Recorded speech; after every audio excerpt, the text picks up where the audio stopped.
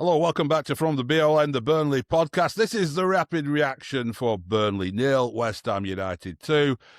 The day you could say that Burnley, really beyond any doubt, now relegated back to the Championship. It's just a question of mathematics from now on, in my opinion. I'm joined by Darren Bentley and Paul Woodhouse. How are we doing, gents? Fabulous. All right, cold, wet, fed up, numb. Apart from that. Daz has got back quickly from the turf. Woody has watched it over here in the States. But we do have some reaction from Turf Moor. We'll start off with a couple of videos that we've had in from our fairly regular guests now. Julian Jordan will start us off. And this is his reaction. Evening, lads. I've just got back to the car. Burnley 0, West Ham 2. Really awful afternoon. The one thing I would say is it wasn't as gutless as Monday night appeared to be, but we gave away two really soft goals on the break in the first half, and at 2-0, you know it's game over, you know we're not going to get back into it. We actually huffed and puffed after that second goal. Whilst we had some possession and territory, we never looked remotely like scoring. Just before half-time, Brun Larson, who was a sub warming up, seemed to get involved with some of the supporters in the cricket field, and there's booing then and saying, you know, you're not fit to wear the shirt, stuff like that. They were booed off at half-time. And whilst they huffed and puffed in the second half, didn't really create anything clear-cut. A couple of scrambles in the West Ham penalty area, but that's about your lot, really. And a pretty comfortable 2-0 win for a really quite poor West Ham side, it has to be said. At the end, loads of booing for the people that were left in the ground. It was half empty by that point. It really had turned toxic. Players being booed on when they were being subbed on at the end. And I really don't know where we go from here. And to be honest, I can't see where we get our next win from. Nevertheless, up the Clarets. Yeah, up the Clarets. I mean, Daz, you've just come back from the turf as well. Left a bit early, I believe, but in order to get here and discuss this with us. But fair summing up there from Julian, do you think? I'll take issue with him in a second, but yeah, I mean, I left early. I never leave early from matches, but today I was getting wet. I could feel it was turning a little bit, and also there were a lot of empty seats starting to appear all over the place. And I thought I can stay and avoid the traffic, or I can try and go early. So I went early and just got stuck in a few little bits of traffic because there were thousands pouring out 10 minutes from the end.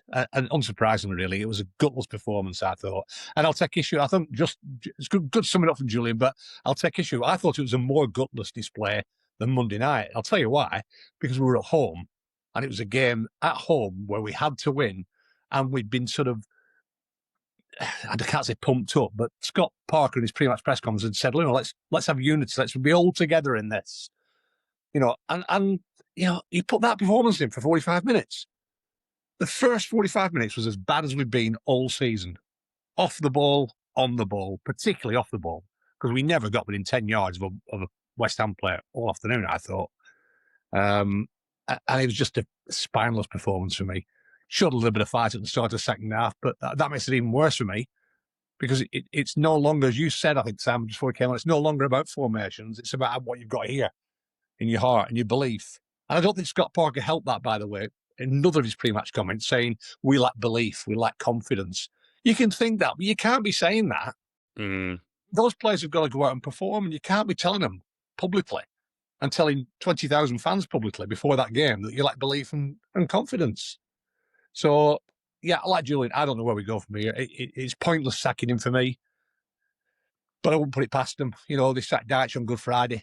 You know, the season was gone at that stage as well. So, kind of a long summing up there, but yeah, a thoroughly miserable afternoon for me, and probably one of the worst of the season, I think, just because of the circumstances and the fact that if there was a game we had to win, that was it. We've been long been down, but we're down now, aren't we? That's it. Yeah, I don't think anyone's going to argue with that. But Woody, I mean, you look at that performance, and even in the situation where we go into that game after the Sunderland game, you still, part of you thinks like, well, if we beat West Ham, at least somehow we're still in some sort of, you know, outside chance of turning it around. Didn't feel like that sort of game, did it? No, That's the whole point, isn't it? You've got to put a performance in.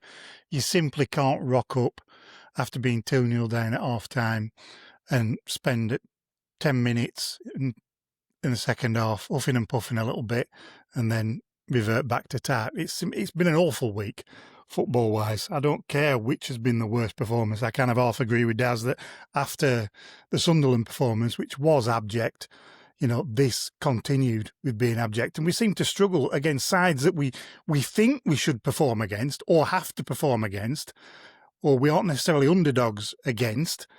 We seem to fare far worse than we do against the Uniteds and Liverpools of this world. Yeah. And it's simply that we haven't done enough. And yeah, again, I agree with Daz. You cannot be saying before games that we've lost belief, because that obviously filters back through to players, because it looks like we've lost belief. We've lost belief. I want my money back. I haven't paid a fucking penny to watch it. It's as simple as that.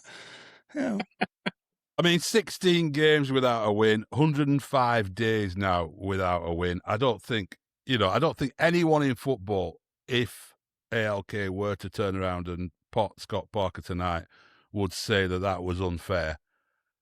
But I look at that second half and I think we had loads of ball. I mean, West Ham were quite happy to give us ball, weren't they? They were quite happy to just stroll. Let's keep it at 2-0. No need to risk anything. There were a few times they went on a half a break and Jared Bowen's old-headed it and just slowed it down a little bit, and that's fine. We'll keep the ball. But we had lots of ball, lots of territory, and couldn't do it. Just constantly hitting balls at their defender, whether it's from a set piece, which is unforgivable, free kicks and corners hitting the first man, or when we get in these wide positions going forward and the cross into the box just hits the defender every time. It's absolutely unbelievable. And I don't think that's on the manager. He's clearly not telling them, go out there and hit first man with free kicks. I mean, obviously he isn't. They're just not good enough. We have a set-piece coach who's stealing a living. Completely stealing a living. Because you're right, Sam, probably more than ever this season, the number of times we hit the first man from a dead ball was unbelievable. And that is on the players, on the set players piece coach. Well, I'm being a bit cynical there, but, they set them up like this. This must take free kicks. There was one instance in the second half, we had a corner, and there was no pressure being put on the keeper whatsoever. There were 4 players at the back stick, because I suddenly think we're Arsenal, from a corner. There was 1 player in the 6-yard box, and no pressure on the keeper whatsoever. It's those basics that you look at and think, what the fuck are we doing? What are we doing in training? And don't even get me started on the substitutions. We are 2-0 down at home in a game we have to win, and he swaps strikers. He doesn't go 2 up front. He swaps strikers. He brings a defender on at half-time, an extra third defender. To put wing-backs on, admittedly, but his first instinct is, I'm going to change it at half-time. I'm going to take a midfielder off and put a defender on. Edwards comes off. He's the one player on that pitch. He wasn't his best today, but he was the one player on the pitch who had a bit of a creative spark about him and a bit of uncertainty, and he was getting to the full-back. Let's haul him off and put Chaln on. What are we doing? He's not helping himself. No. And this is grumbles straight after a game, but you could hear that cacophony of grumbles all around me. As soon as those substitutions were announced, we were looking, we could see Foster warming up on the sidelines. You think, right, we're going to go 2 up front here, aren't we? And he took Fleming off and put Foster on. We need to win the bloody game. I don't know what is going through the heads at the minute, and it's just a shambles, isn't it? It's an utter shambles. It just feels like, from the outside watching it, and the fact that, there's a chant to sack the board goes up, and I think, are Burnley fans woken up here? Are they going to start protesting or something? And then you find out it were West Ham fans who were singing it. There were a few Burnley fans in the cricket field stand did join in for a little while, but I thought the fans were good today, I'll give the fans a lot of credit today. It could have gone very, very toxic. And I know there's stories at the end of it got quite toxic. I wasn't there then. Julian suggested that. But for 80 minutes, I thought the fans weren't bad. They tried to get behind the side in the second half. Yes, they gave them a big boo off at half-time, but that's to be expected. But by and large, there wasn't a lot of antipathy and noise against anybody, really, I didn't think, during the game. So fair play to the fans there. But I tell you what, it ain't going to stay like that for much longer. No, it's not. No, I mean, you do. I mean, I almost feel like with Scott Parker, having, tried my best to stick up for him as long as you can on this podcast, I almost feel like you've been putting him out of his misery. What do you think, Woody? I think that's a fair assumption. There's a lot of this season left, isn't there? And there's a lot of time for it to get very toxic between now and when we finally go down. And it's like it becomes a self-fulfilling prophecy, doesn't it? You know perfectly damn well that he's going to get potted at some point. And, now after this week, it's all very good in hindsight. You would say, well, if you were going to get rid, you probably should have got rid, brought a new guy in to be able to spend a little bit of money around the January window. But now maybe it just there wasn't feels any money like in January window. Well, that's another thing, isn't it? But now it just feels like a dead man walking, doesn't it? Whatever he does, people are just going to give him shit. I mean, my concern with that is next season, if we have 3 months of the crowd turning up and moaning and groaning at Scott Parker's decisions, it will get worse and worse as the fixtures come along. Because if we're not capable of getting a result against West Ham, we're not capable of getting a result against anyone really in this division, are we? And he's in Brian Law's territory now because he's got his credit's been used up that much that he's only one bad result away from the crowd turning again. Even if he has 3 or 4 good results, he's only one bad result from being back where he started. So it is the beginning of the end, no doubt about that. So how can you see a situation? I mean, it's probably a topic for a longer podcast, but how do you see a situation where he can go into next season in the Championship with the enthusiasm and support of the crowd behind him and not, oh, here we go again with Parker Ball, and after the first game that we draw at home, everyone's moaning and groaning and it's toxic next season as well? I mean, that's the danger with it, really, now. Let's see what our mate Tony Dober had to say. He always cheers us up, does Tony? No doubt a historical reference awaiting us again, but let's listen to what Tony had to say as he left Turf Moor. Made it back from Sunderland through the fog on Monday night, back at 1 a.m. Don't really know why after that because that was almost as bad. Perhaps a little bit more fight in the second half, but when I mentioned the Chester defeat 4-0, that was a bit like the 6-0 at home to Hereford that terrible season when they only take the league.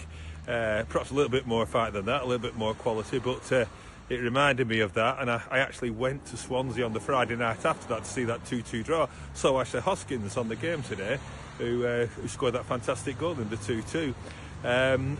Not much else to say. The biggest disappointment today was the fact that West Ham weren't very good. They were nervous all over the place at the back. The keeper was dodgy. They had a little bit going forward. Jared Bowen's a quality player, didn't show much today though, so neither did Callum Wilson, if we're going to be honest. But we didn't have anything to test them. Scott Parker's last throw of the dice, perhaps, was to play without a forward line. Well, a stroke of genius maybe, Scott, but it didn't work because we never showed anything. We never showed anything really much in midfield or in defence. And we're obviously on the way down. And there's not a lot to say about that. And apart from the fact that if Ward-Prowse is back in and Scott's gone by Wednesday, there might be a new broom and a bit more drive, because there was a really horrible, resigned, depressed note to the crowd today, and that was about it really. Thanks very much. Hereford United, that's harsh. I mean, I know we can go for harsh post-match opinions, but I was on that game against Hereford United, and it wasn't that bad. I mean, goodness me. But we're getting to that stage where it's feeling week in, week out. People are saying, are you still watching them? That's what people are asking me. You mentioned 105 days, Simon, since when you can double that for me before the end of the season, because this lot ain't winning a game. We're not winning away for a start, and you look at the home form. Well, we've got Brighton, Bournemouth, Villa, City, Wolves last day, I think it is. Where's that win coming from?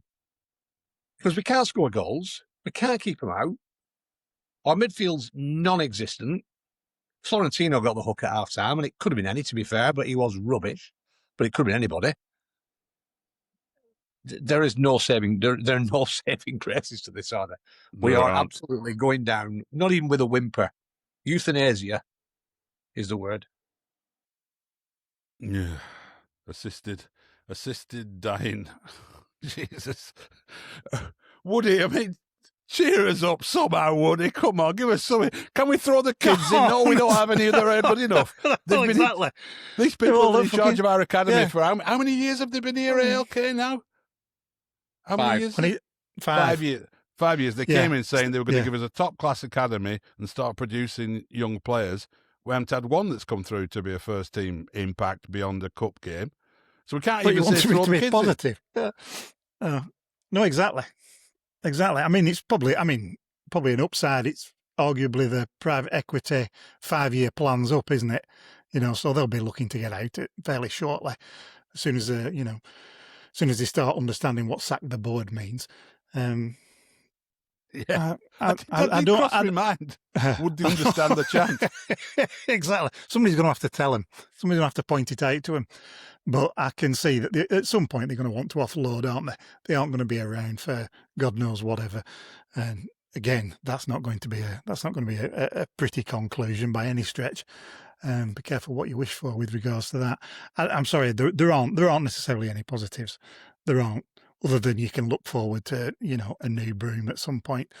But it's still the same crop of players, isn't it? There's nothing. There is just nothing. I mean, No. I looked at the team sheet and he'd made changes. He'd gone to 4 at the back. He put Hannibal in. Now, Hannibal will run all day, but so will Forrest Gump. He won't play him in midfield. Yeah. So, where do you go? I don't know. And I suspect Scott Parker asks himself that every Sunday morning. Yeah. But this is now Groundhog Day in terms of every single season. At what point do we break the cycle of yo-yoing? That's the thing. And we're only going to break a cycle in one direction. We aren't suddenly going to become, Champions League contenders. No matter what little Al tells himself. Come back to what I say. It's not for us, this league. No. Yeah, but what can you do? I've thought about that. You're right in a sense, Daz, and you've said this a few times, and it is more fun in Championship. Of course it is, because we're winning all the time or competing at the top end of the table. But, that's the way football's set up, isn't it? You go up to the Premier League. What can you do? And should we be lobbying the EFL for a clause where you can decline the invitation to play in the Premier League? I don't know. Yeah, I don't know. It's grim, and it's football. The way football's set up at the minute is all these clubs in the Championship throw the kitchen sink at it to get to the promised land, to get the money, to come back down, to have the money, to try and get back up, to get the money, to come back down. It's football's in decline because of that. People are fed up of it. Same old teams at the top. We were touching on, and we're going off topic a little bit here, but we were talking on the turf before the game about the Carabao Cup and how big teams don't treat the Carabao Cup seriously. It's almost like a joke competition. Look who's in the final. Arsenal and Man City. Top 2 clubs in the Premier League. This is where we are now. Football is for the elite and the rest of us just hunt for the scraps. No, it's true. You look at clubs like Ipswich, who went up, did amazingly well, go all the way up, and then go straight back down, and then they're back in the scrap, and they might go up. They might go up again, and then they'll probably come back down again. And it does need looking at somehow. I don't know how you change it. And Leeds and Sunderland are giving it a go this year, by the way. Fair play to them, absolutely fair play to them. But all they do is delaying the inevitable, because next year they'll be back down there again. Very possibly. I mean, teams do manage to, it puts into perspective what we managed to do for so many years, doesn't it? Where we kept out of this, just about kept out of it and survived, and goodness knows, qualified for Europe. Days that have long since gone. We'll be back tomorrow with a full analysis of some sort, probably looking ahead. There's rumours flying around social media that maybe Scott Parker's going to go. If that happens, we'll definitely be back tomorrow with a look at that. But I would imagine the bigger issues are going to be dealt with by the lads tomorrow. So do tune in for that. Keep your eye on our YouTube channel. Make sure you subscribe and press the bell button and all the rest of it. And until then, up the Clarets.